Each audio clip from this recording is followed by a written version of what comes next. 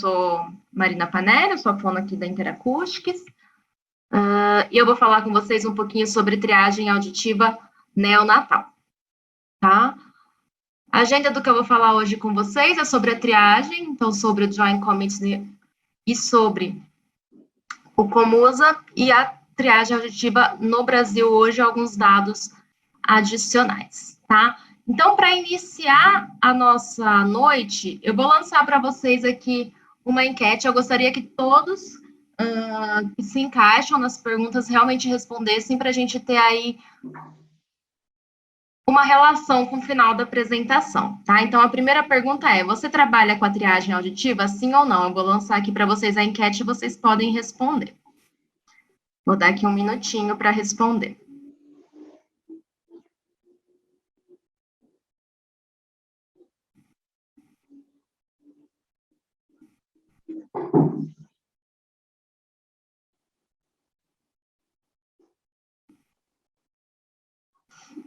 Vamos lá, só falta mais 50 pessoas e a gente fecha essa pergunta.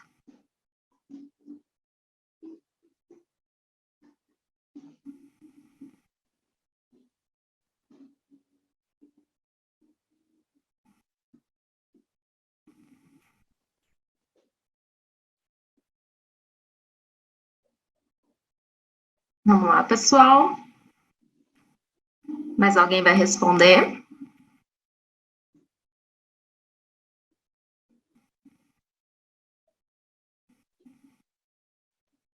Só clicar em sim ou não. Responde no... Eu vi que algumas pessoas estão respondendo no chat, mas responde na enquete aqui que eu lancei na tela, tá? É só clicar em sim ou não.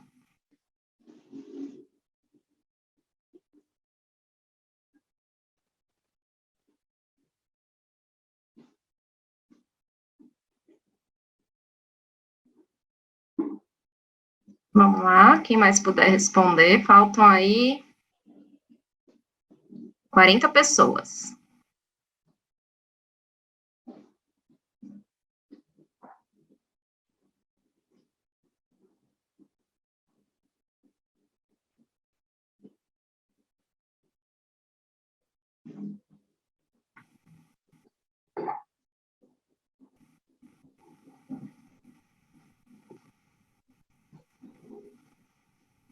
Eu vou fechar a enquete para não tomar muito tempo e vou compartilhar com vocês. Então, uma boa parte do público trabalha com a triagem auditiva aqui. De 125 pessoas que me responderam, 45 trabalham e 80 não.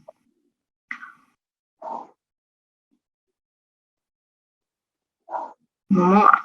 Mais uma pergunta. Se sim, é particular ou pelo SUS? Eu também vou lançar aqui a enquete para vocês responderem. Podem responder por gentileza.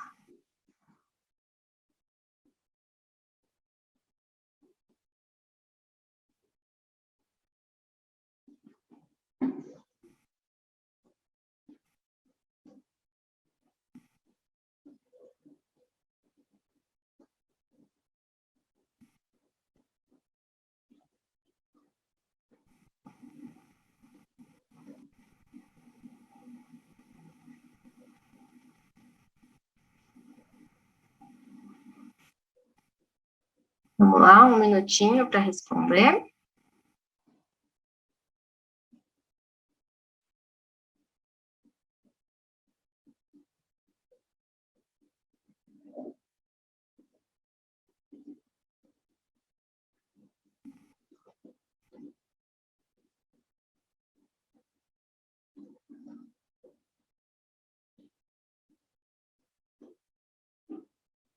Vamos lá, pessoal. Quem mais puder responder, por gentileza.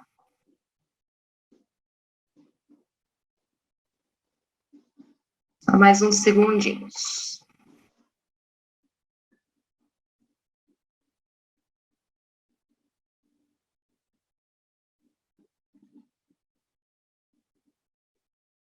Vou fechar a enquete. E vou compartilhar aqui com vocês. 45% particular e 55% SUS.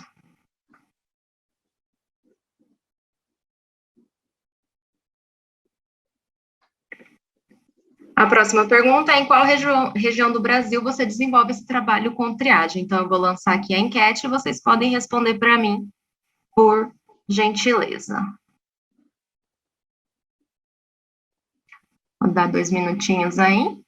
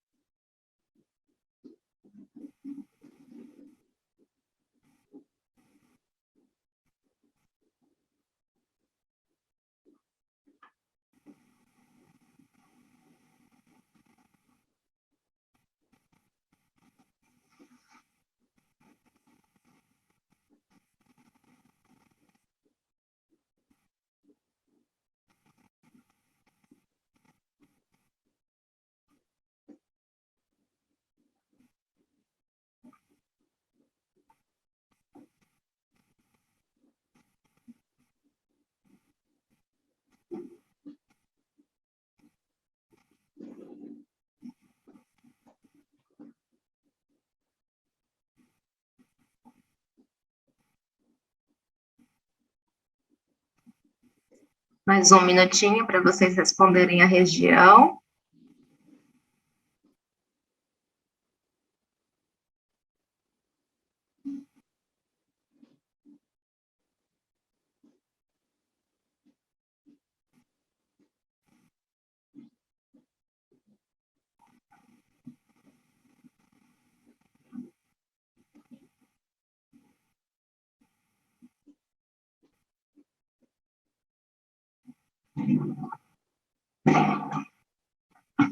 Só mais uns segundinhos.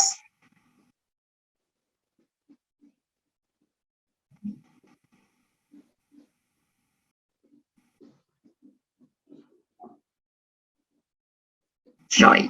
Vou fechar a enquete, vou mostrar o resultado para vocês. Esse é um resultado bem bacana de ser compartilhado. Então, a gente tem aqui maior parte do Sudeste, depois vem o Nordeste, Sul, Centro-Oeste e o Norte.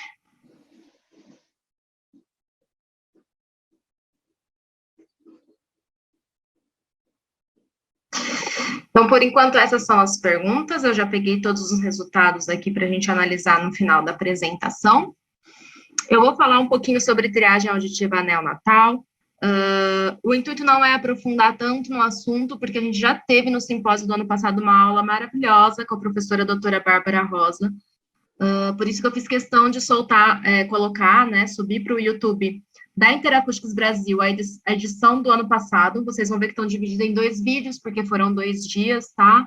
Então, lá vocês conseguem ver a aula de triagem, conseguem ver uma aula completíssima sobre emissões autoacústicas com o Pete Bray, que é da Interacústicos da Dinamarca, consegue ver a aula de triagem auditiva neonatal com a professora Bárbara. A professora Doris também aborda tanto a triagem auditiva quanto a avaliação, tem estado estável, tem implante coclear, tem RCD, então tá bem bacana o simpósio do ano passado também, para quem não teve acesso, ou para quem teve e quer rever, né? É só entrar no canal da Interacústicos Brasil, tá? Tem o canal global da Interacústicos no YouTube, lá não vai ter, é no canal da Interacústicos Brasil, que é um canal mais recente. Então, vamos lá. Então, falando um pouquinho da triagem auditiva neonatal, a gente vai começar aqui com algumas diretrizes, né? Então, ela se tornou obrigatória aí para todos os recém-nascidos brasileiros pela lei federal em agosto de 2010.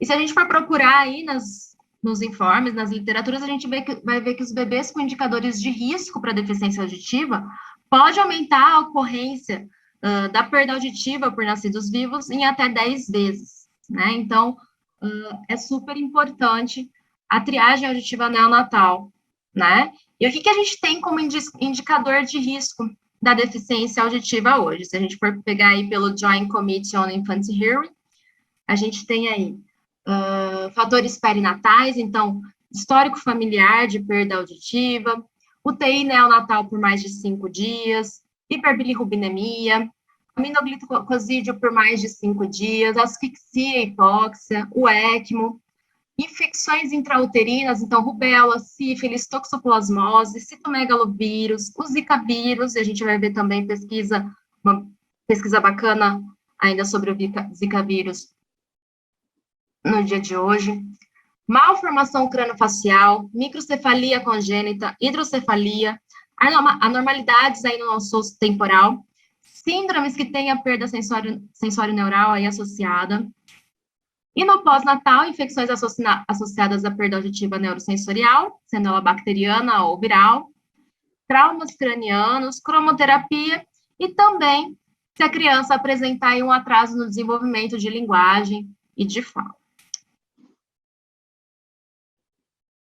E quais são os testes que são realizados na triagem auditiva neonatal? A gente tem aí para triagem auditiva neonatal emissões autoacústicas, transiente e produtos de distorção, e o PEAT automático. Então, como eu disse, no simpósio do ano passado, a gente teve uma aula bem completa com o PIT sobre emissões autoacústicas, para quem quiser conferir, e a gente também tem no YouTube Brasil uma webinar sobre emissões autoacústicas, que foi com a professora Bárbara Rosa, que está hoje com a gente aqui também. Também são informações adicionais bacanas. Então, só para revisar um pouquinho, que eu sei que todo mundo aqui já tem provavelmente já tem esse conceito, né, principalmente o pessoal que aí respondeu que trabalha com a triagem.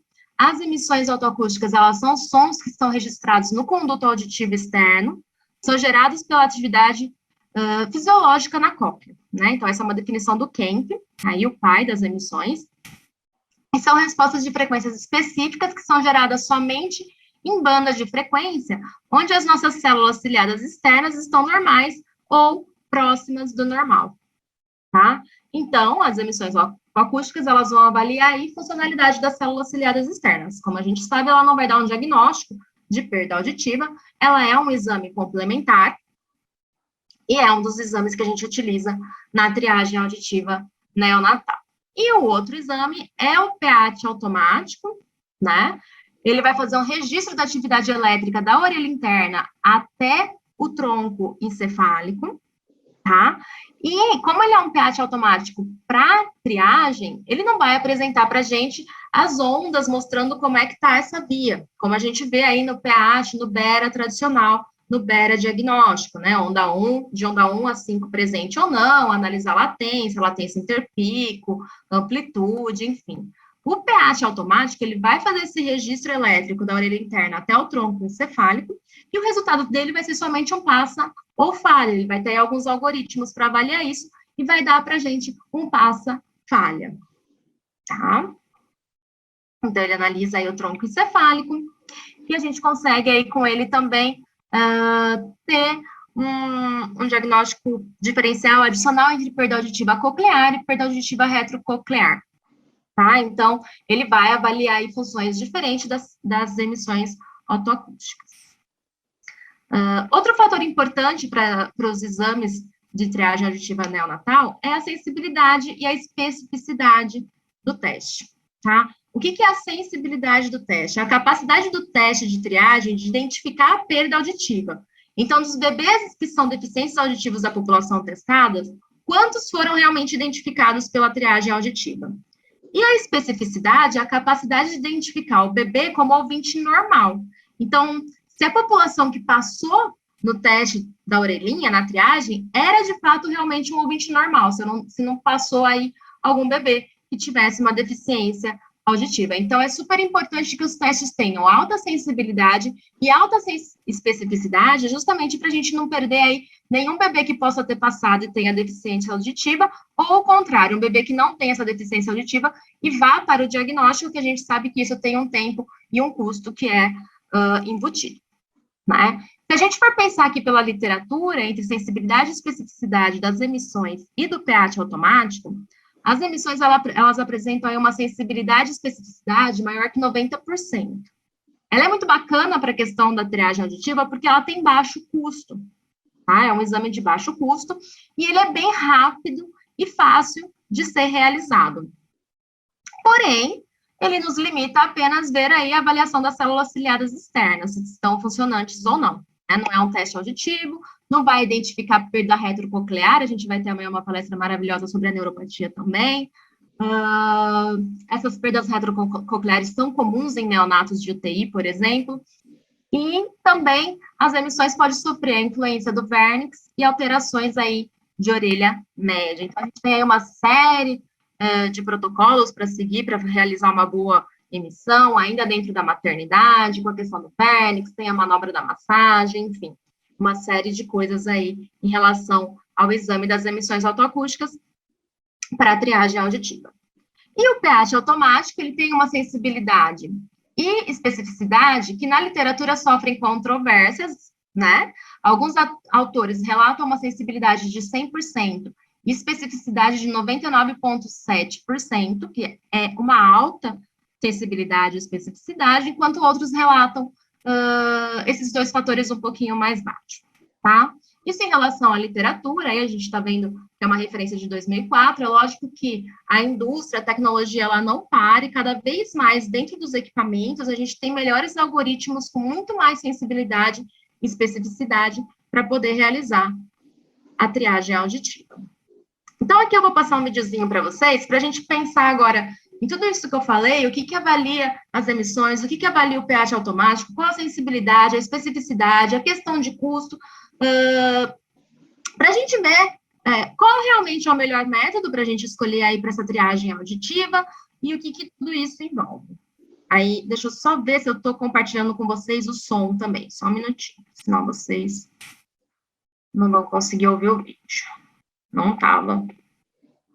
Agora vai.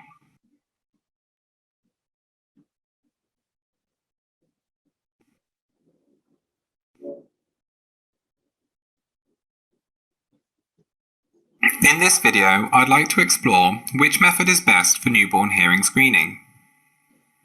According to the Joint Committee on Infant Hearing, there are 3 approved newborn hearing screening methods. The first is otoacoustic emissions, the second is automated ABR, and the third is a 2-step otoacoustic emissions and automated ABR approach. We can see that different countries around the world have different preferences for which method they choose. In Europe, we see a predominantly OAE focus, whereas in the Americas and Australasia, we see a predominantly automated ABR, or a 2-step automated ABR and OAE approach. Regardless of which method is chosen, there has been a body of research which demonstrates that each method has a high level of sensitivity and specificity at diagnosing hearing loss in newborns. Therefore, if we want to try and find the best of these 3 methods, we need to look at other factors. One such factor, which is recommended by the Joint Committee on Infant Hearing, is that a good newborn hearing screening program should have referral rates less than 4%. Therefore, we can have a look at the referral rates associated with each of these methods in order to give us greater insight into how these perform in the real world. Before I do that, I want to just tackle one question that gets asked commonly, which is, which method is best for newborn hearing screening, transient evoked otoacoustic emissions or distortion product otoacoustic emissions? The images below show the frequency range where the OAE is optimum for both transient evoked otoacoustic emissions and distortion product otoacoustic emissions. We can see that transient evoked otoacoustic emissions perform better in the low frequencies, whereas distortion product otoacoustic emissions perform better in the higher frequencies. When it comes to newborn hearing screening, however, the frequencies that we test are typically between 1 and 5 kHz. Therefore, we can see that both of these methods are robust in measuring this frequency range, and therefore both methods are acceptable for newborn hearing screening. An interesting study from 2014 showed that screening at higher frequencies, such as 2 to 4 kHz or 2 to 5 kHz, resulted in lower referral rates than screening at frequencies 1 to 4 kHz. Despite this, both the transient evoked otoacoustic emission and distortion product otoacoustic emission can measure these frequencies, and therefore both remain valid methods for newborn hearing screening, with one not outperforming the other. Let's now go back to the point I made about referral rates. Here we can see the referral rates associated with different screening methods. Otoacoustic emission only screening, in most countries that's typically a two-step OAE process, and we can see that the referral rates at the end are typically between 2% and 8% according to the literature. Screening ABR has an improved performance over the two-step OAE. We can see that screening ABR typically has referral rates of 0.5% to 3%. We can then lastly look at a two-step automated ABR and OAE method. Here, babies are typically screened using otoacoustic emissions first, then otoacoustic emissions second, and then if they continue to fail or refer, then they are then screened with automated ABR. We can see referral rates in this pathway are typically between 0.5% and 2%. Lastly, we need to, of course, take into consideration babies with risk factors, and there's two approaches we can do with screening here, either a single approach screening ABR or automated ABR, or a combined otoacoustic emission and screening automated ABR. Regardless of which method is used, we typically see referral rates between 5 to 10% into diagnostic audiology. If we dig a little deeper, we can see that really the referral rates into diagnostic audiology are not just method dependent, but also dependent on the number of steps within each method. A study by McKay in 2021 looked at screening programs across 47 regions and identified referral, follow-up, and detection rates from newborn hearing screening. On the right-hand side, you can see a graph that summarizes some of that data. I've picked out a few countries just to provide examples of what referral rates can look like when combined with number of steps. If we take the Russian approach, this consists of a one screening appointment, where OAE is performed only, and this results in a referral rate of 1.8%. It's important to note that in the Russia approach, multiple otoacoustic emissions can be taken within the same maternity ward before discharge. The Belgium approach uses a two-step automated ABR test, and we can see that when we add a second layer, the referral rate to diagnostics reduces for the Belgian babies at 1.4%. Lastly, we can add multiple layers to the newborn hearing screening program, and in the Stockholm region of Sweden, they perform otoacoustic emissions, followed by otoacoustic emissions, followed by otoacoustic emissions again, and then lastly an automated ABR. This robust approach to newborn hearing screening results in very few babies being referred to diagnostic audiology at 0.3%. So we can see that screening method and number of steps has a significant impact on the referral rate into diagnostic audiology. Another consideration we need to make when deciding which screening method is best is to think about conditions which are more complex. An important condition which has been noted recently is of course auditory neuropathy spectrum disorder. If we look at our different methods, then if we use an OAE only approach, then in these babies they can often have present otoacoustic emissions. Therefore, these can be potentially missed in the well baby screening pathways. Remember, babies with risk factors always need to have screening ABR, and these are the bigger risk for auditory neuropathy spectrum disorder. If we take a screening ABR approach in healthy babies, this then is the best approach for diagnosing auditory neuropathy spectrum disorder, as we would expect the babies to fail on this test. Lastly, we have a two-step OAE, OAE, and automated ABR approach.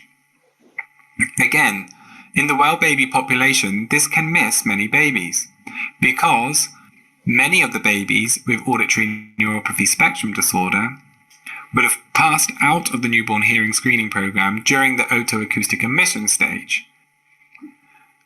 The last consideration I want to explain a little bit more today is the cost of screening. Cost is important, and therefore it does warrant some investigation. If we look at the different models, a study was performed in 2001 which compared the cost and referral rates of 3 newborn hearing screening protocols. This was a prevailing otoacoustic emissions protocol using a single otoacoustic emission, a single screening ABR using a single automated ABR test, and then a 2-step otoacoustic emission followed by a screening ABR or automated ABR if the baby failed or referred on the otoacoustic emission test. If we look at the costs associated with these 3 methods, then we can see that the single transient evoked otoacoustic emission pathway resulted in a follow-up to diagnostics of 6.5% of babies tested. This showed that although the screening approach was very cheap, because otoacoustic emissions are quicker to perform and have cheaper disposable costs than screening ABR, the follow-up diagnostics, however, were very expensive, as a large number of babies were referred into this service. The screening ABR had much lower referral rates of 3.2%. However, the opposite occurred, with screening ABR being in general more expensive to perform than otoacoustic emissions, again because it takes more time and the disposables are more expensive. The compromise between these two is to use a 2-step process. Here the authors found that if transient evoked otoacoustic emissions were performed first, followed by screening auditory brainstem response for those which failed or referred, then the referral rate was 4.7%. If we look at the screening costs and follow-up diagnostic costs, we can see that these were more balanced between the screening service and the diagnostic service. Therefore, it's really important to consider where the funding is coming from for your country's newborn hearing screening, as this may have an influence on which method is chosen. So in summary, screening is a complex topic associated with many factors. Referral rates are related to age, test method, and number of screening steps. And lastly, a single global approach to newborn screening will not work, and therefore the method needs to be chosen by that country which takes into consideration their healthcare systems.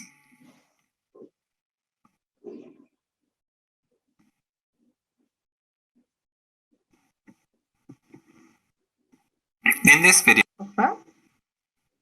Então, nesse vídeo a gente vê aí os diferentes países, como eles estão aí realizando essa triagem auditiva, quais são os testes. Realmente, a gente faz uma triagem mais robusta aí, combinando emissões com PEAT automático, a gente tem uma menor taxa de bebês sendo encaminhados para o diagnóstico, mas tudo isso envolve custo, e cada país aí acaba focando mais em um método. A gente sabe que no Brasil hoje a realidade não é dos 2 testes combinados, a gente tem, depois vai ver mais para frente aí, uma maioria utilizando realmente as emissões autoacústicas, não é todo mundo que tem o PEAT automático, mas enfim, a gente vai ver essas informações aí um pouco mais para frente. Então, vamos aqui nos atentar primeiro às recomendações do Joint Committee on Infant Hearing. A de 2007 preconizava a triagem até 1 mês de vida, o diagnóstico até os 3 meses e a intervenção iniciando aí até o 6º mês de vida. Em 2019, reformularam isso. Até o 1º mês de vida, a triagem tinha que estar completa. No 2º mês de vida, já teríamos que ter um diagnóstico. E no 3º mês, a intervenção. Essas são as recomendações lá de fora. E aqui no Brasil, a gente tem o COMUSA, que é o Comitê Multiprofissional em Saúde Auditiva. Né? Um dos membros é a doutora Doris, que vai estar com a gente aqui hoje na mesa redonda e vai poder falar um pouquinho mais para vocês sobre isso. Para o Comus, a gente tinha uma recomendação de 1, 3, 6, então até o primeiro mês a triagem, até o terceiro diagnóstico, até o sexto a intervenção. Então, esse foi um organograma, um gráfico que passou muito pelo simpósio do ano passado, onde a gente dividia aí essa triagem auditiva em recém-nascidos com indicador de risco para deficiência auditiva e o recém-nascido sem um indicador de risco. Sem o indicador de risco, emissões com reteste em 15 dias e, se passasse, orientação e monitoramento. Enquanto que, tendo indicadores de risco para perda auditiva, ele faria o PEAT automático, se não passasse reteste em 15 dias e, se passasse, orientação e monitoramento. Para ambos, se não passasse no reteste de 15 dias, avaliação com otorrino-audiológica, se tivesse uma perda auditiva confirmada, o início da intervenção, e se não tivesse a perda auditiva confirmada, orientação e monitoramento. Tá? Então, essa aqui era a diretriz do Comusa.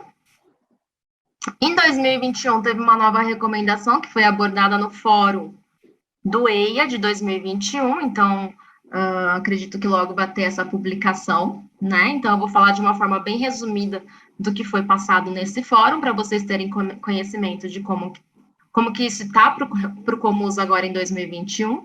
Então, a gente continua aí identificando a perda auditiva acima de 35 dB.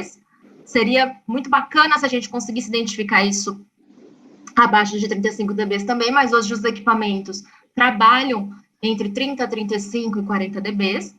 A gente continua com 1, 3, 6, a gente não entra no 1, 2, 3 lá do Joint Commits, tá? Então, até o primeiro mês, a gente tem que estar aí com essa triagem completa, até o terceiro mês, se necessário, o diagnóstico audiológico, e até o sexto mês, o início da intervenção. Então, o que muda? No Comusa, antes de 2021, as emissões otoacústicas era para quem não tinha o indicador de risco e o PEAT automático para quem tinha o indicador de risco. Isso não vai mais ser a recomendação do Comusa.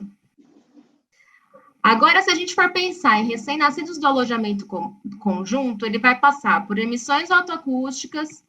Se ele falhar nessas emissões, ele passa novamente por emissões otoacústicas e, falhando, ele passa pelo PEAT automático, tá?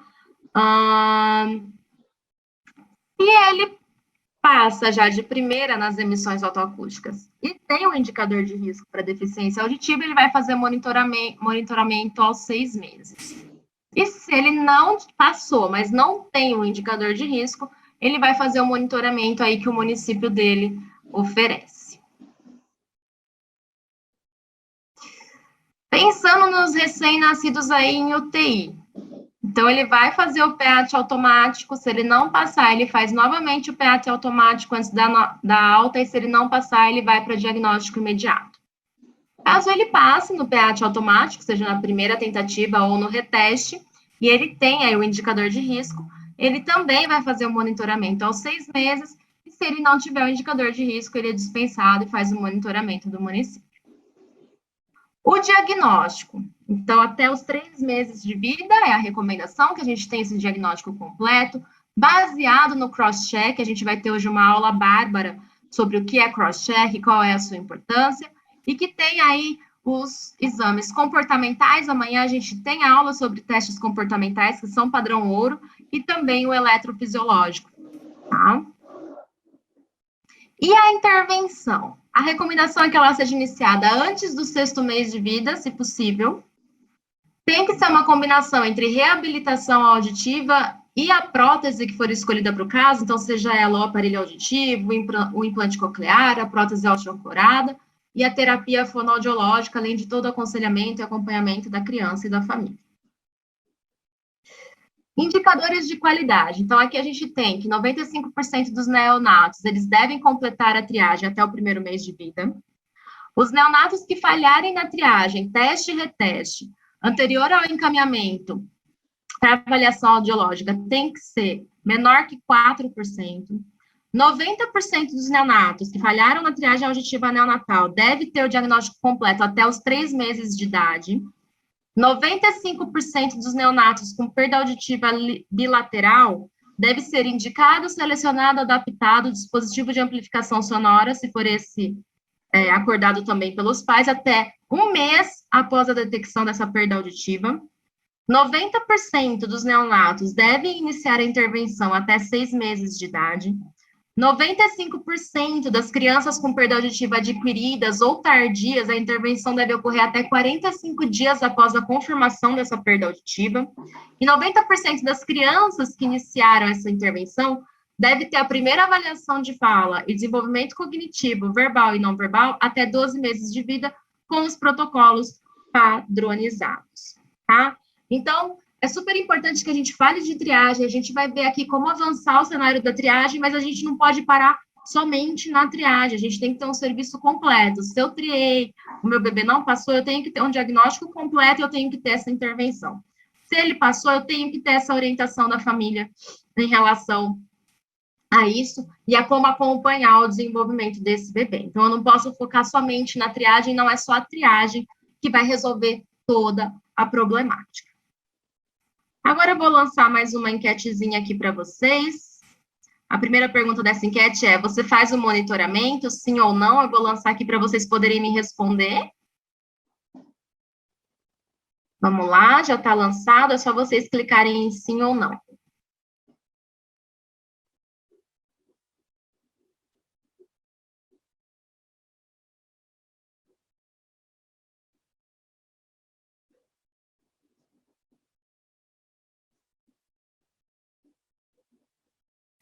Mais uns segundinhos aí.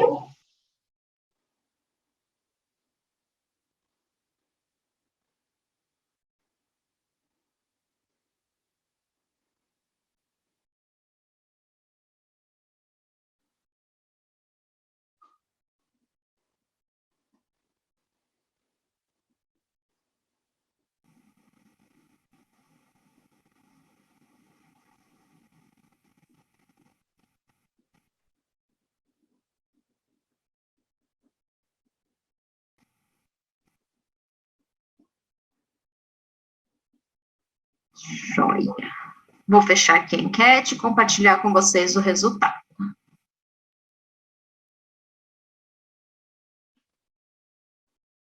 Então, 54% aí realiza o monitoramento e 46% não realiza o monitoramento. Próxima perguntinha da enquete é: para quem realiza esse monitoramento, nesse monitoramento está sendo incluída a avaliação comportamental? Eu vou lançar aqui para vocês.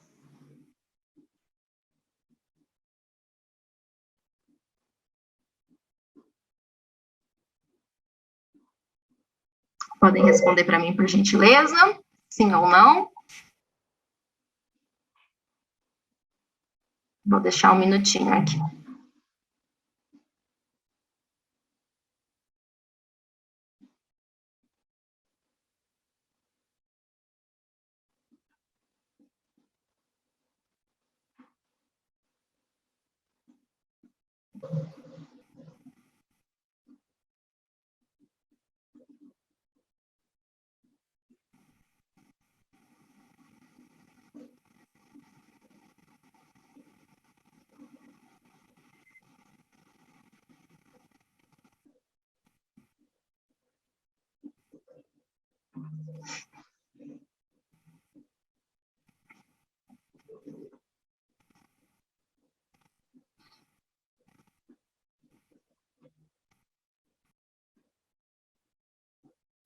Um minutinho, vou compartilhar aqui com vocês. Então, 76% me respondeu que sim, inclui avaliação comportamental, e 24% respondeu que não. Bárbaro, a maioria inclui. Bárbaro.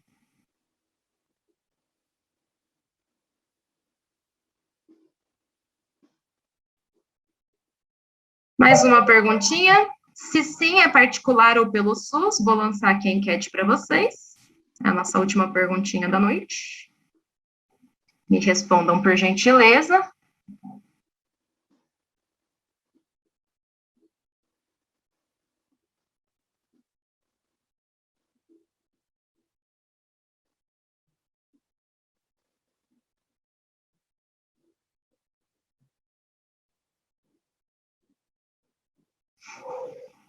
Vou deixar um minutinho aqui para vocês me responderem.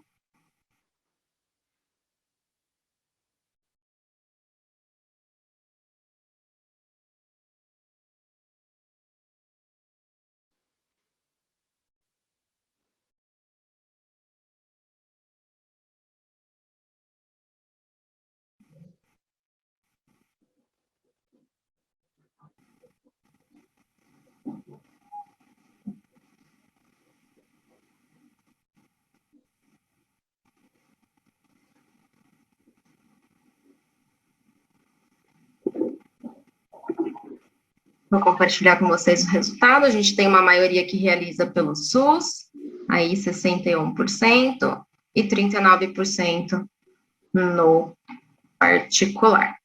Então, como eu disse a vocês, a gente tem que ter aí todo esse serviço da saúde auditiva, de triagem, monitoramento, diagnóstico, intervenção. E como que está a realidade da triagem auditiva no Brasil? Né? A gente teve no Congresso da Fundação uma apresentação da Mariane, ela fez uma busca aí pelo DataSUS, uma busca super robusta, super completa. Acredito que isso vai ser publicado, então eu não tive acesso aos dados, infelizmente eu não pude assistir a apresentação, mas eu sei que tem aí esses dados, que eu acredito que em breve vão ser publicados. A professora Bárbara também teve uma revisão aí de literatura com os alunos, que ela disse que já está para publicar bem bacana, que deve estar bem completinha também.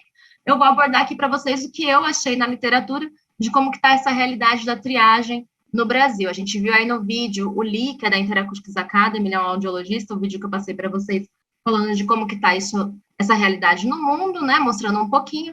Vamos aprofundar aqui um pouquinho no nosso cantinho, que é o Brasil. Então, o primeiro estudo, ele é de 2014, tá?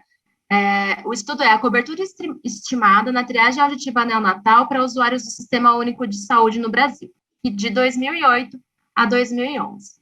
Lembrando que a lei só entrou em 2010, tá? Então, a gente pega aqui um pouquinho da realidade até antes da lei. E como que foi essa cobertura da triagem no Brasil? Em 2008, a gente tinha uma cobertura de 7,1%. Em 2009, de 10,5%. Em 2010, de 10,4%, foi implementada a lei. E aí, em 2011, a gente teve um aumento aí para 21,8%. O que mais que esse estudo mostrou?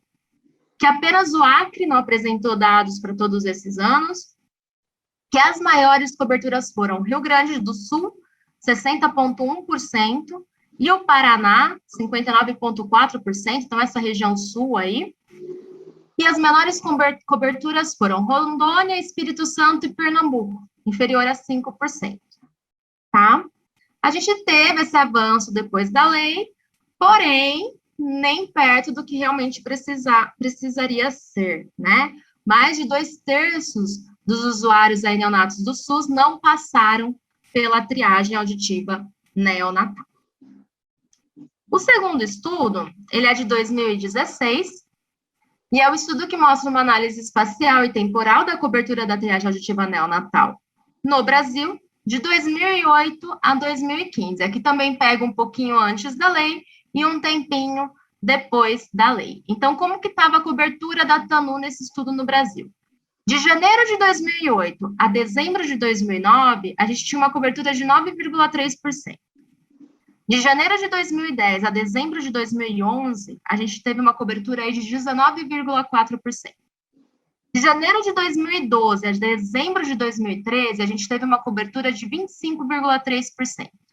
E de janeiro de 2014 a junho de 2015, uma cobertura de 37,2%. Então, a gente observa aqui também que depois de 2010, a gente teve um aumento nessa cobertura. De 2008 a 2015, a gente teve uma cobertura final aí, um aumento de 31,8%. Tá? As regiões de maior concentração de cobertura também foram de Sul e Sudeste, e as regiões de menor concentração dessa cobertura, Norte e Nordeste. Embora tenha crescido essa cobertura da triagem auditiva nesse período, ela ainda era baixa e também tinha uma grande desigualdade territorial. Tá? Então, corroborou essa desigualdade territorial com o estudo também de 2014. O terceiro estudo é de 2017. É a análise da cobertura da triagem auditiva neonatal no Nordeste brasileiro, tá? Então, aqui a gente teve uma cobertura da triagem auditiva da triagem auditiva neonatal de 0 a 25%. O número de municípios foi de 1.720 municípios estudados. A gente ficou com uma cobertura de 25% a 50% em 36 municípios, de 50% a 75% em 15 municípios, de 75% a 270% em 23 municípios, tá? E a gente teve um total aí de 1.794 municípios. Foi uma predominância baixa, né? Então, abaixo de 25% de cobertura da triagem auditiva neonatal. As melhores coberturas, claro, foram em áreas onde se localizavam centros populacionais. E o que foi percebido aqui é que poucos fonoaudiólogos capacitados estavam inseridos no SUS, e pouco número de centros de referências e números de maternidades que incluíam o programa. Tá? Então, essa aqui era a realidade do Nordeste, aí nesse estudo feito em 2017. O estudo 4, ele é um pouco mais recente, ele é de 2020, e é o estudo da distribuição territorial e indicadores de qualidade da triagem auditiva neonatal brasileira após a obrigatoriedade de lei de 2010, tá? Então, aqui foi feita uma revisão, eles pegaram aí 17 artigos de 2010 a 2017. O principal teste utilizado foram as emissões otoacústicas. Os indicadores de qualidade foram alcançados em índice de realização até 1 mês de vida e o encaminhamento para o diagnóstico, porém não foram alcançados na cobertura, que ficou aquém, índices elevados para reteste, muita evasão das etapas que se segue aí no programa, e um baixo índice de resultado satisfatório no reteste, gerando aí um grande número de falha nas 2 etapas da triagem auditiva neonatal. As regiões Sul e Sudeste, novamente, aí apareceu com maior número de programa, então a gente teve aí uma heterogeneidade demográfica e socioeconômica, talvez por ter um pioneirismo na implementação aí da Política Nacional de Atenção à Saúde Auditiva nessas regiões, o maior número de concentração de serviços de alta e média complexidade, uma maior concentração de fonoaudiólogos, que são os profissionais qualificados que fazem o teste no Brasil.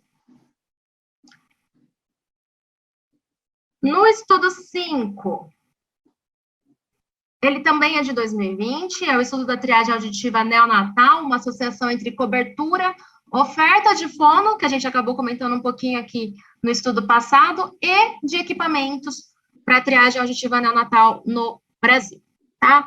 Então, a cobertura foi de 24,1% para 67,6%, então a gente teve uma maior cobertura aqui no ano de 2012, no Rio Grande do Sul, com 66,48%, e a menor cobertura foi a do Acre, com 0%.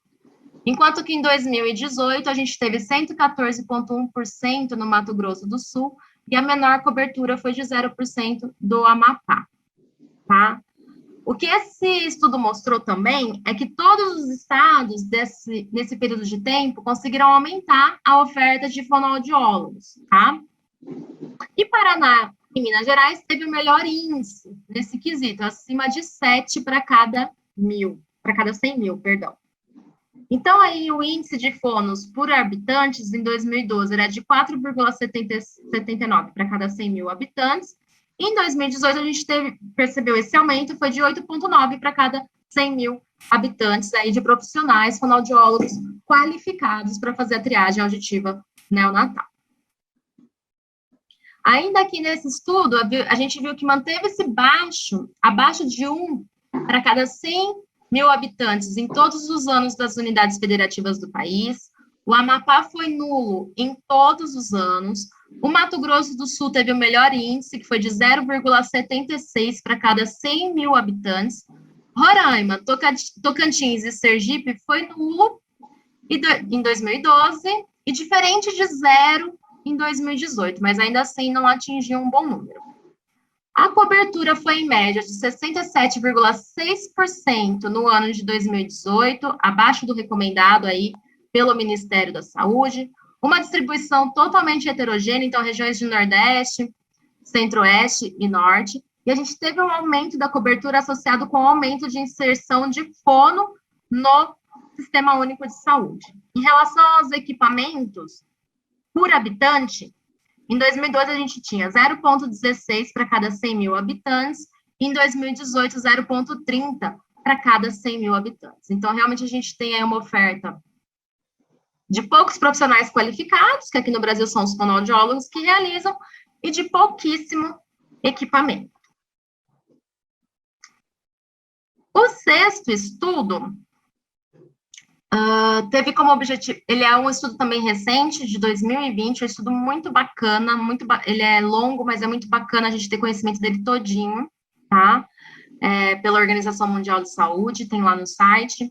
Ele teve como objetivo avaliar o status global da triagem auditiva neonatal e a eficácia na detecção precoce na intervenção à perda auditiva infantil, tá? Eles enviaram um questionário para 196 territórios e países diferentes, e esses países responderam a esses questionários de como está funcionando o sistema de triagem no país e mandou de volta para que eles pudessem fazer as análises. Aqui eu vou abordar somente o Brasil, que é o nosso foco de hoje, mas vocês têm aí, o artigo está livre no site para vocês poderem ler e verem como que está isso no mundo, tá? Então, aqui o Brasil, ele respondeu ao questionário, ok? Então, 100% de quem realiza as triagens são os fonoaudiólogos.